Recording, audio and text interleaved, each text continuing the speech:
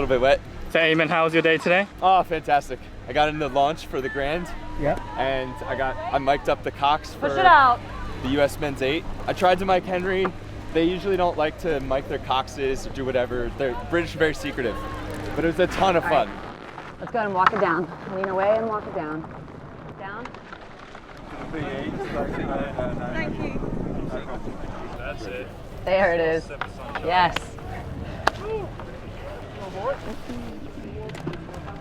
Pretty light tap. Cox says, in this race, I shall refer to you as America and Great Britain. Is that clear? Thank you. Pretty light tap. Everybody else, ready at 3/4 slide, blades flat. America and Great Britain.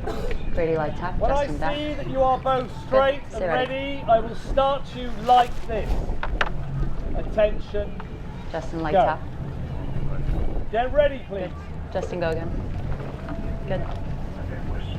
One more, Justin. Yep, that's it. Squared and buried now. My hand is down. Breathe. Breathe.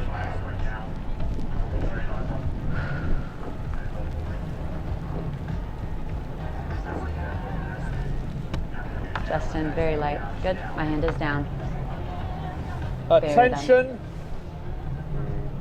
Go. Complete. Versus Complete. Great Britain. Now go. Both need to use this Jump race high as a 15. means of Heads are in. catapulting their international season to the next level. Both want to win this, and of course, all of the Brits watching are behind the British 8. And catapulting's a good word. Heads actually, in. at the start of a race. Yeah, You just boys. see the boat Good. accelerating Now like a sit mile up. away. I That's love the it. patience of the We start. breathe in 2. Eight there, 1, just taking their time over the 2, first breathe. Tom Ford and James Good. Coming to the First end pair of of the the British 8s we see right here, setting a really nice patient rhythm, efficient and effective off the start. They seem to have a little bit of the edge on the Americans at this point. For my money, that was so much faster at Yeah, the start. that's it. That's 40 right there. I want you to stay on this right now for 5 more. If you're not out, Good. then it's all over. Heads in. You have to take the race by the scruff of the neck, and that is exactly what the British crew are doing. So they're asking early questions of the Americans. This is It's our wet, it's 10 less windy, right so it's now pretty good conditions with actually for length. this race. You don't really care Hook about it the in. rain, and the Hook wind it can in. upset you a bit, so Good. it's pretty Eyes are wet. in. This is But 400 it's better meters. conditions, Tucked I think, in. for It's on belt racing, here. and the British are taking advantage of that in the first minute or so of this race. They've already pulled out to a pretty commanding lead.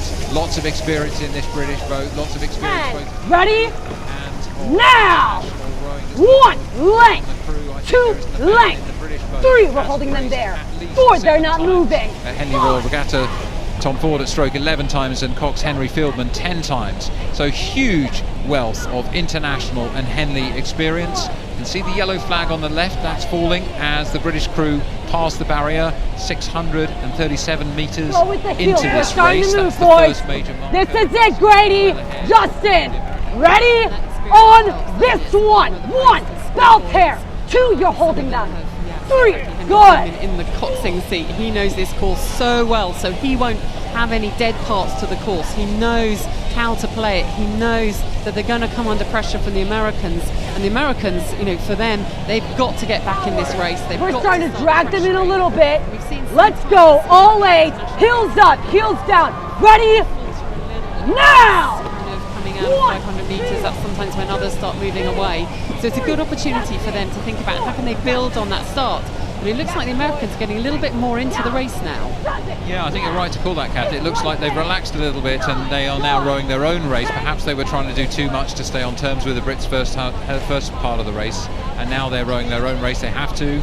They've been out of touch for a little while, but they're trying to get into their own rhythm, remembering what it means to propel the boat in the way that they need to get the most out of their 8 athletes. There's quite a few there who are here in their first Henley regatta. They're including their Cox, Colette, Lucas Conwell. Very excited to be here. She's been with the US rowing men's national team since 2017. 5-man Michael Knippen as well. It's his first time competing here, so they are loving the experience of being here. But 8, they're breaking. 9, they're breaking. 10, give me 10 more here. 1, now. 2, yes.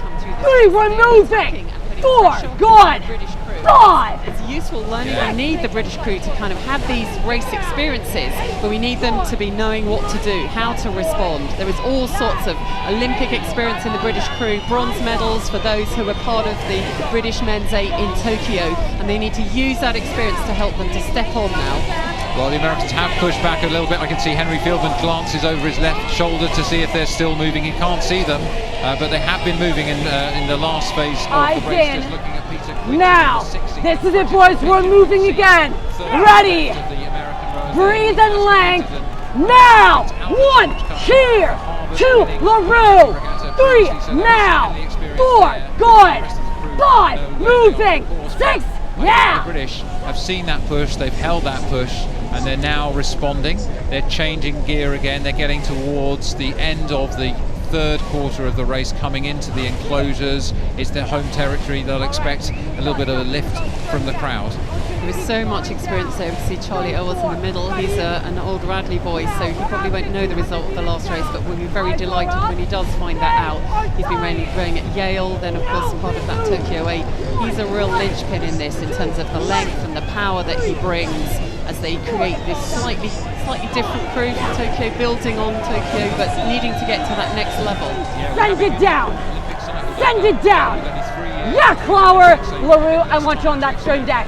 That is regatta enclosure. Sit up now. And that's what the British are doing here. As you said, tons of experience in this crew. Really, I like the way they're set up actually. It looks like a little bit more fluid, really strong rowing. Just looking at Rory Gibbs at Bowery, experienced as well. Morgan Boulding, we saw him with Matt Tarrant last year winning the pairs here at Henley, the spare pair from Tokyo. 7, get ready to go up again. Sit tall. Ready?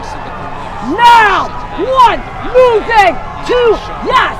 3, moving. A really nice platform. You can see how smoothly that boat, despite the heavy, powerful athletes, is cutting through the waters of Henley. There's a lot of power there. There's a lot of cohesion. I think there's yes. Get ready. You're going to empty the tanks in 5, in 4, in 3. Dominating in this race in impressive style. So this is the Grand Challenge Cup, wanting to go through to the final to meet the Australians tomorrow at Henley. It's Great Britain on the left of our picture who dominated through the race despite attacks from the Americans. They crossed the line and paddle. They'll be very happy with that. Breathe, breathe, breathe. Experience in the British crew, claiming their victory. Whoa, sit easy, sit easy, sit easy. Good race. 3 cheers. All right, ready? 1, 2, 3.